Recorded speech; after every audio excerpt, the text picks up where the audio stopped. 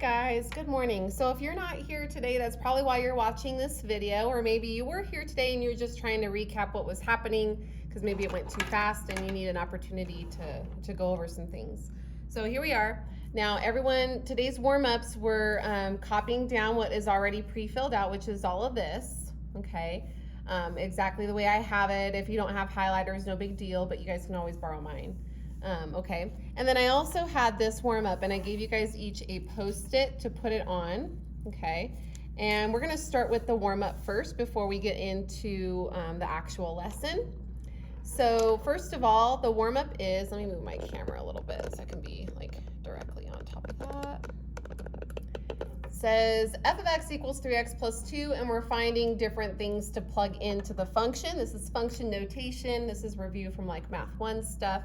But basically, it's just reminding us how we do this. So f of 0 means I'm plugging in a 0 for x in my function.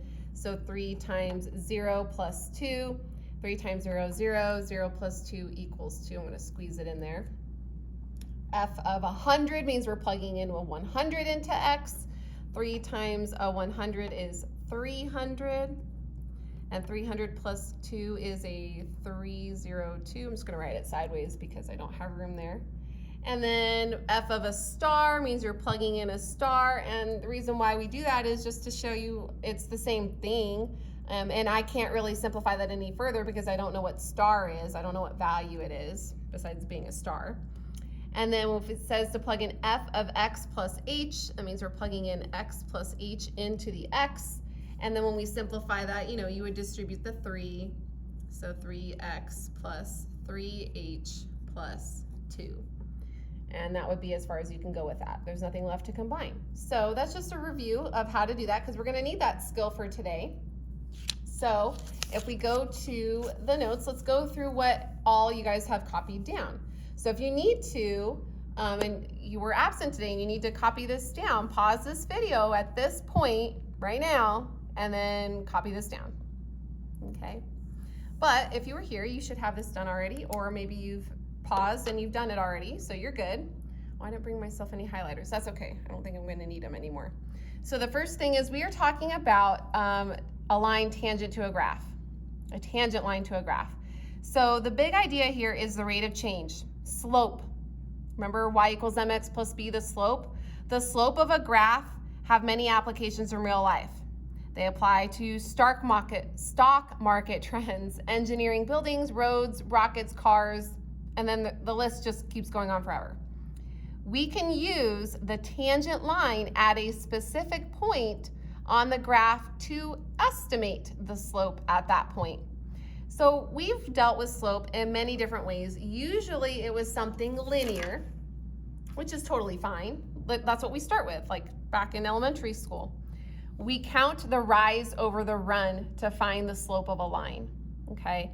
Since we're talking about a tangent line, we are going to be talking about a line, so we are really going to be counting the rise over the run, okay? So here's some examples.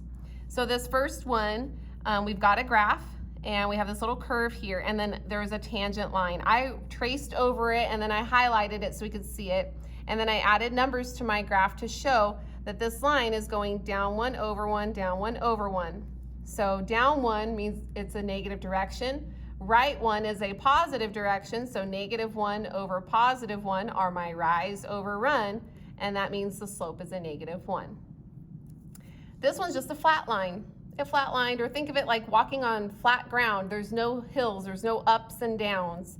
So that means the slope is 0 because we're going down 0, but we're going over 1 pretty much. Okay, so the slope is 0. This one, it's kind of hard to tell, but there's a point up here on our graph. This is reaching up at. It looks like this is a 2. The x value is a 2. The y value is a 4. So from here to here, we're basically going up 2, or sorry, that's a 1, 2, 3. Sorry, this one's missing a line, so that's throwing me off. So it's going up 1, 2, 3 over 1. So that's my rise, positive 3, because we're going up, and then right 1, so positive 1. 3 over 1 is 3. Okay. On this one, I added in a point, 1150, because it looked like that's about 1150 right there. So I estimated this point, and this would be finding the slope using 2 coordinates of a line. So they gave us this first coordinate, it's 1072, and I estimated this one, 1150. We have a slope formula for this. M, the slope, equals y2 minus y1 over x2 minus x1, okay? So y2 minus y1, that would be 50 minus 72, so that's why I have this written here, over x2 minus x1, that would be 11 minus 10. 11 minus 10, right there. 50 minus 72 is a negative 22. 11 minus 10 is 1, so negative 22 over 1, or you could have continued on and put just negative 22. So it's finding slope. That's just review of that. So that's why I had you guys copy that down for part of your warm-ups, because it would just be like a waste of the whole lesson, because it's a long one and I want to make sure we get through it today. All right, so slope and the limit process, because remember what we're trying to do, this unit is all about limits, and we've learned how to find limits on a graph. We've learned how to find limits by tables. We've learned how to find limits by factoring and canceling, reverse rationalizing and canceling, and yeah, all those things, all the algebraic things, okay? So slope and the limit process. Here's the reason why it works, okay? So since we're trying to find slope, we're trying to find of a tangent line, we're trying to find distance pretty much, okay? That distance also tells us what the y value is going to be. So it says using another point on the graph, creating a secant line. A secant line is a line that goes through, like this one right here in this picture, it goes through. And the limit process, it allows us to evaluate the exact slope of the tangent line as the secant line gets closer and closer to the tangent line. So what's happening here is what they're doing is they're trying to take this point of the secant line. Remember, a secant line goes through a curve, and they're trying to slide it down until it's just going through one of the points, so it's just a tangent line to the curve. So again, they're trying to make it so that it's a tangent line by sliding it down and trying to figure out what that slope is, okay? So what they're doing there is basically using this formula. Slope is equal to the limit as h approaches 0 of f of x plus h minus f of x all over h. This is the official formula, and I know that that looks scary, but once you see how you're using it and what math is involved, it is a little lengthy, but it's not hard, I promise. You're probably not gonna like it at first, just to be completely honest, but like anything in life, you know, just practice makes perfect. You just gotta give it a shot, give it a chance, and it'll be okay. All right, so we're gonna work through this. You won't ever be asked to do something like this, but I'm gonna basically prove this definition based off of this picture. Okay, so I'm gonna zoom in a little bit so we can see that good. All right, so there we have it. So first of all, let's see what we have here. We have, and I know it's kind of hard to read, this first point is the point x comma f of x. And this point up here is x plus h comma f of x plus h. Remember, the first number in the parentheses is the x value, the second number is the y value. So that means that since this is representing an x, that means that's my x. And this one, the x value is x plus h. So this one is an x plus h. Okay. This one up here, that represents a y value. So that would be f of x. And this represents the y value up here on the y-axis. So that would be f of x plus h. Okay. So remember the goal, we're trying to take this secant line. I'm just going to trace it with my yellow pen. We're trying to move this point so that it becomes a line tangent to that curve. So I'm going to draw in a tangent line so you guys can see what I'm trying to find here. This secant line, I want to change it to a tangent line. Tangent lines only touch what they're tangent to at one spot. I didn't draw that very good, but it's only touching right here at this spot. I suck at drawing. It's kind of curving up, but yeah, it's supposed to be a straight line. All right. So I'm trying to find the slope of that line. Well, slope is rise over run, right? So what I want to do is find the slope. That's what this is all about. Okay, that's what I'm looking for. Well, we have a formula for that, and I wrote it up above, but I'm going to write it again. So that slope, rise over run, is y2 minus y1 over x2 minus x1. Okay. Now for this particular problem, I have these 2 points, okay, and I need to find the slope of that. All right, so here we go. Y2 is the f of x plus h, so f of x plus h, minus the y1, which is this one, the f of x,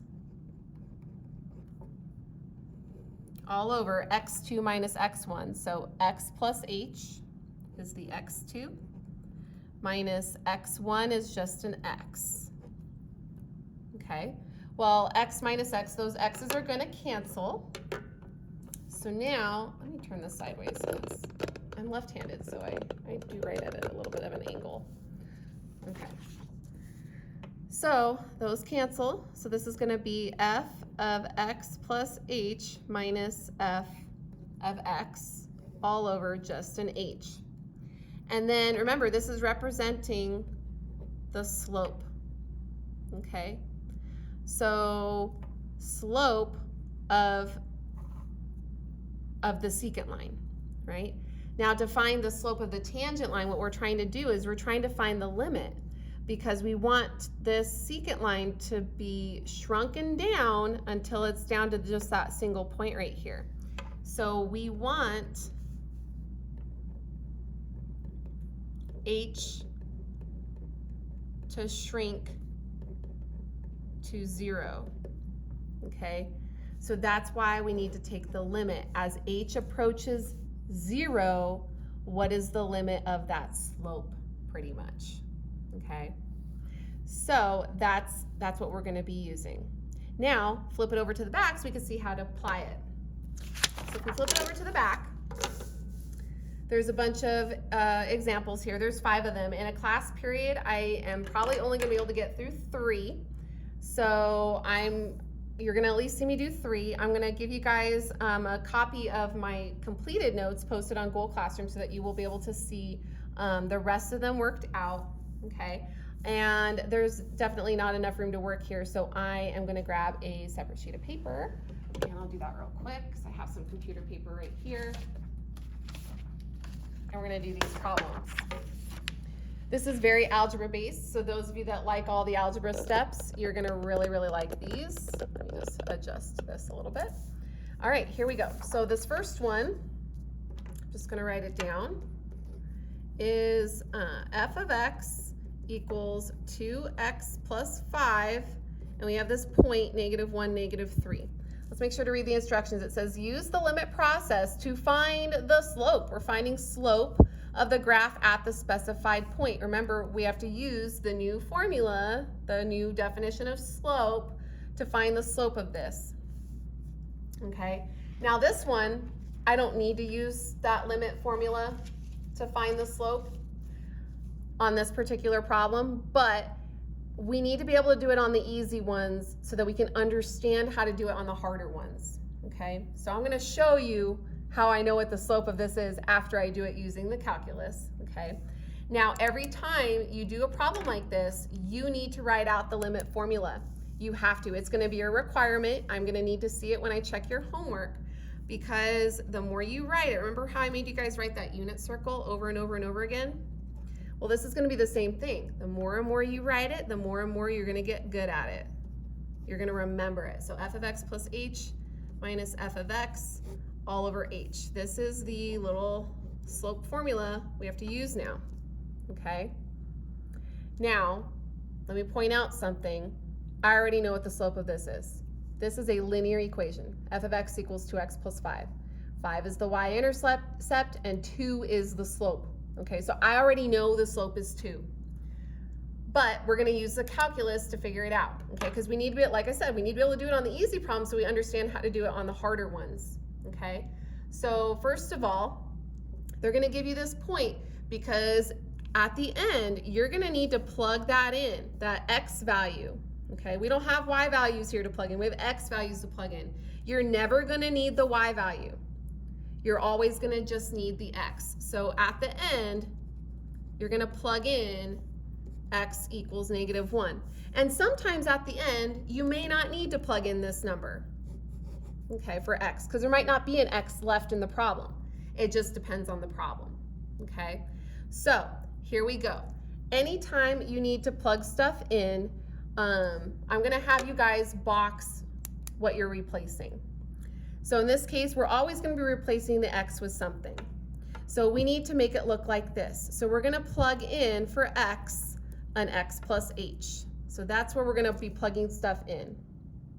When we plug in an x, well, x is an x, so I'm not really changing it at all because it's already an x, okay, if that makes any sense. All right, so now let's rewrite this using the formula. It's going to be the limit as h approaches 0 of, when I plug in an x plus h for x here, I'm going to have 2 times the quantity x plus h plus 5. So that's my f of x plus h. Minus f of x, well, that's just the original function, so minus, but because it's a 2x plus 5, it's got 2 terms, I have to make sure to put it in parentheses because I'm going to have to distribute that negative. In the denominator, it's just an h. Okay, so remember when we learned that we have to factor and cancel or reverse rationalize and cancel because when we use direct substitution, we're going to get 0 in the denominator? This is one of those cases. All of these are going to be those types of cases. So we're going to need to get that h to cancel out. That is our goal. Get the h to cancel. Okay? All right, so we need to clean this up. So let's go ahead and distribute the 2. And let's distribute that negative in there. Lots of distribution.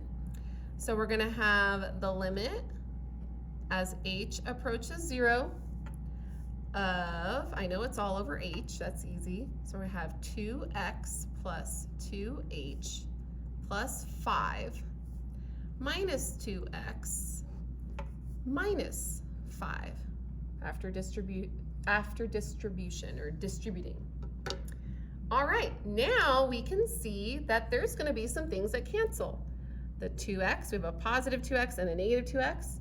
We have a positive 5 and a negative 5. So now all I have is the limit as h approaches 0 of 2h, and that's it in the numerator, over h. Hey, look at this. h's cancel. And so now it's just a 2. So that means that I don't need to plug in anything. I don't even need to plug in h either. I can't plug in a 0 because h is canceled, the x is canceled. So it just equals a 2. So didn't I say that the slope was going to be a 2 because it was a line, and that's the mx plus b, right? So that the slope is a 2. So duh, we knew that the slope was going to be a 2, but that's because this was an easy one. It was a linear equation just to show you guys how this limit slope formula is going to work, okay? So let's try the next one. The next one is f of x equals 10x minus x squared. Ooh, so a quadratic, because we got an x squared.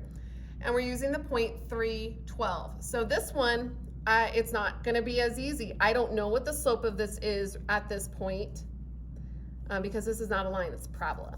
Okay, so this is number 2. And I'm just copying it down. So for number 2, it's f of x equals 10x minus x squared. Sorry, it's shaking. I'm using one of your desks, a student desk, and they're obviously not very stable. Okay, so same exact process as before. Just remember, eventually at the end, we don't need that y value. We might need to use that x value though, and we would plug it in at the end. So plug in x equals 3 at some point, okay? And when we use our formula, I've got 2 spots in my function where I'm going to have to replace the x, okay? It's good to identify those spots so that you don't forget, all right? So here we go. Remember, we got to write our formula because that's going to be a requirement with each of these. The limit as h approaches 0 of f of x plus h minus f of x all over h. Now, when you get into calculus, there is going to be a quicker way to find these limits, to find the slope, but that's a top secret for now. You will learn that in calculus, and you're going to love it. All right. And then, or you might even learn it this week. I don't know, but it's a top secret for right now. Okay, so we're going to set that up. So the limit as h approaches 0 of, now we need to plug in x plus h in for the x's first. So that's going to be a 10 times x plus h minus x plus h quantity squared all over h. But that's not all of it. We also have to subtract f of x. Well, f of x is this. I don't need to change anything, so minus. But because I'm subtracting it, I need to put the group in parentheses because it is a group. Anytime it's more than 2 terms, you've got to put parentheses around it. Or not more than 2. Anytime it's more than 1 term. More than 2. What am I saying? Okay, so we have some cleaning up to do on this problem. So that's going to be the next step. So we're going to need to distribute that 10. We're going to need to distribute that negative, and we're going to need to multiply out that x plus h quantity squared. Okay, I'm just going to give it to you, but remember, this is going to end up being x plus h times x plus h, and you just have to FOIL that out. Okay, it is not x squared plus h squared. It is not. There's middle terms in there that you miss when you do that. Okay. All right, so it's going to be the limit as h approaches 0 of 10x plus 10h minus, and I'm still going to use parentheses because I need to multiply x plus h times x plus h out. It ends up being x squared plus 2xh plus h squared. And then distributing that negative, it'll be a minus 10x. Negative times negative is positive, x squared. Okay? All right, now, again, I'm going to need to distribute some more. I have this negative now that I need to distribute into these 3 terms in the parentheses there. Oops, I forgot my all over h. There it is. All right, so here we go. The limit as h approaches 0 of, big long line, I know it's all over h, I won't forget it this time, 10x plus 10h minus x squared minus 2xh minus h squared, distributing that negative, minus 10x plus x squared. Okay, and now in this next step, I'm going to go ahead and cancel stuff out. So we've got, let's see, 10x and negative 10x, negative x squared and positive x squared, and that is it. Okay, so now let's rewrite this. So we've got the limit as h approaches 0 of 10h minus 2xh minus h squared all over h. Remember the goal. The goal is to get h in the denominator to cancel because I can't plug 0 into it. It makes the denominator 0. So I notice each of these 3 terms up here has an h in common. So let's factor it out. So the limit as h approaches 0 of, I know it's all over h, I'm going to factor out an h. So I'm going to have a 10 minus 2x minus h. Okay, and now I can get the h to cancel. Problem gone. Yeah. All right, so now I can start plugging this in. I can plug in this 0 for the h that's left, okay? And I have an x that's left. Remember that x equals 3? Now we get to plug that one in, okay? So now I get to finally solve this. So now I get to put equals. I don't have to write limit anymore. So 10 minus 2 times 3, remember we're plugging in a 3 for x, minus we have to plug in a 0 for h. and there's no more denominator, so that's what it is. So basically this is 10 minus 6, so this is going to equal 4. So the limit is 4, or the slope is 4. Remember, all of these are representing slope. So the slope of the tangent line was 4 here. The slope of the tangent line was 2 here, okay? Remember, we're finding slope, okay? All right, so this will be our last example, and then the other two you guys can see on Google Classroom. So number 3, I'm just copying it down from the paper. It is g of x equals 1 over x minus 2, comma, 4, 1/2 is the coordinate, okay? So remember, we're trying to find the slope of the tangent line to the curve. This time, it's a rational curve instead of a quadratic. And remember, at some point at the end, we're gonna need to take that 4 and plug in a 4 for x at the end at some point, okay?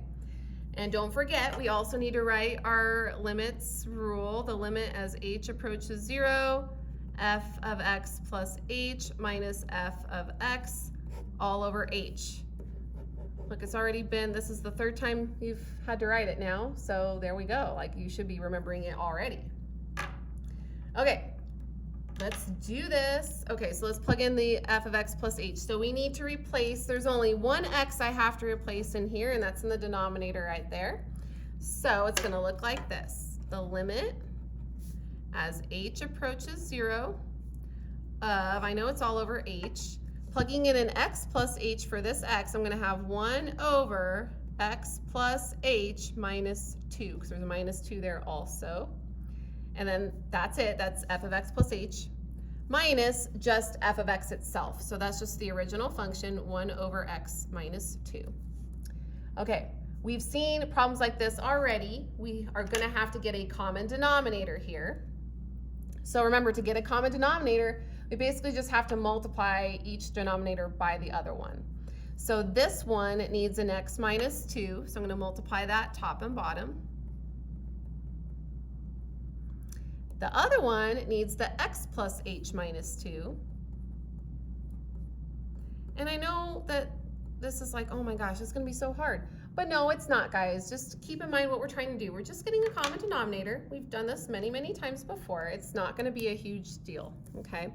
So let's rewrite this. We've got the limit as h approaches 0 of, I know that this is all over h, okay? And I'm getting a common denominator up here to subtract these fractions. So I know that my common denominator is going to have an x minus 2 and an x plus h minus 2, okay? All right, so now in the numerator, x minus 2 times 1 is just x minus 2. Negative 1 times x plus h minus 2, I just need to distribute that negative 1 to those 3 terms right there, and that's super easy. That'll just be negative x, negative h, and then negative times negative 2 makes it a positive 2, okay? And it's going to clean up nicely. You might already see what's going to happen.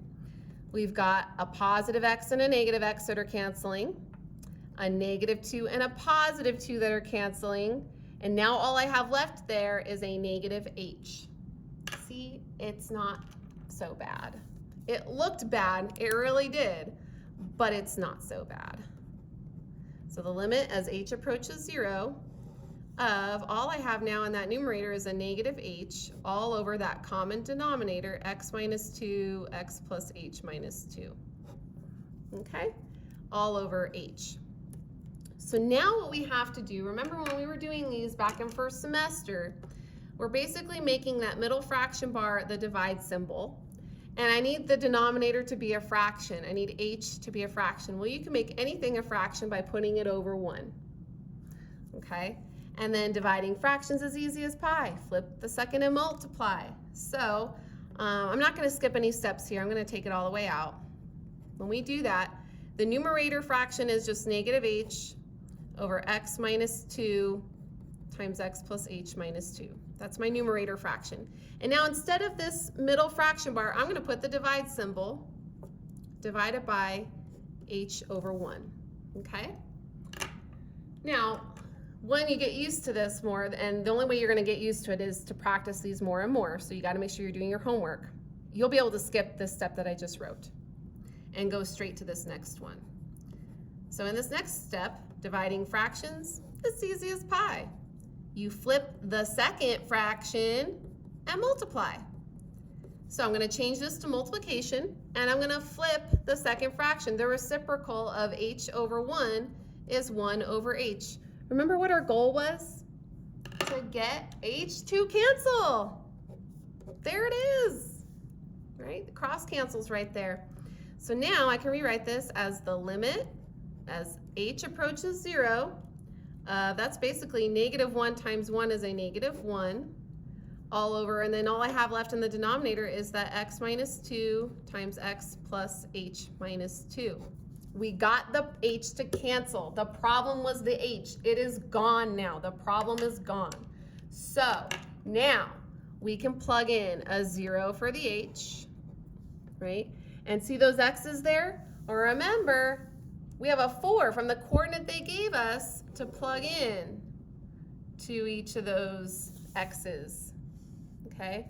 One here and one here. So now I can put an equal sign. I don't have to write limit anymore. So -1 over, remember for x we're plugging in a 4. So I'm going to have 4 minus 2 times 4 plus, and then for h I'm plugging in a 0, minus 2. And now I just have to do the math. So that's -1 over. 4 minus 2 is a 2.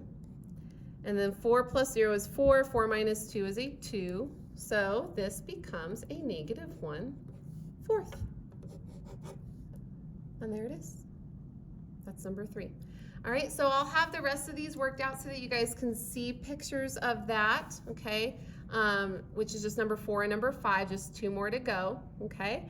And that's it, you guys. So good luck with the homework tonight. Your homework tonight, it was on the front page. It's page 808. It is attached in Google Classroom. It is 1 through 17 odd. And if you do all of them, that's going to be a lot of work to do in one whack because these are lengthy. They're kind of on the long side. I didn't skip any steps though, so they're long because I'm not skipping anything. A lot of this stuff you could do in your head and skip writing some of these steps, okay? And then it won't be as long. But as you're getting used to it, you guys need to be okay with just taking your time and showing your work, because if you try to skip too much too soon before you really understand it, you're gonna get stuck.